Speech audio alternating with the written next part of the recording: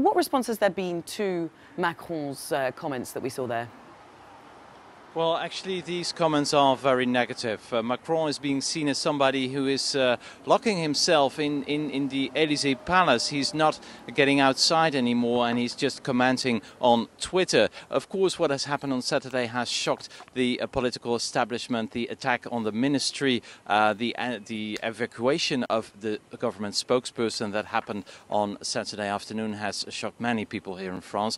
But at the same time, Emmanuel Macron and the government says that they will continue their reforms and they will even accelerate the reforms. So they are actually, well, they're being perceived as very stubborn, and the violence, as we've seen last Saturday, is getting more and more severe. And it doesn't really look like the yellow vests are ready to accept anything that's Macron giving them now. Of course, at the end of next week, the national debate will start. That's what was one of the ideas of Macron, to calm down the yellow vest.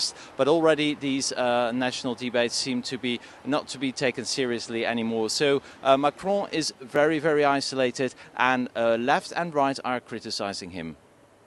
We spoke earlier about a separate women's demonstration at the weekend. Does this suggest that the movement, the yellow vest movement, is fracturing?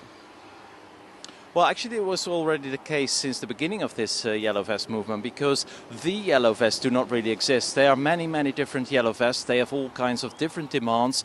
They do not get along very well together. They're very small groups fighting against other groups. So from the beginning, it was not a very uniform movement. And the protest yesterday of the women, they wanted to show that there is also a pacifist branch of the yellow vest, because, of course, there's been a lot of violence over the last 2 months, and the women wanted to show that the peaceful protest was also possible. So indeed, the yellow vests are fractioned. There are several groups basically opposing each other, which also shows how difficult it is for the French government to respond to their demands. And finally, Stéphane, it's been 8 weeks now. Any end in sight, do you think, to these protests?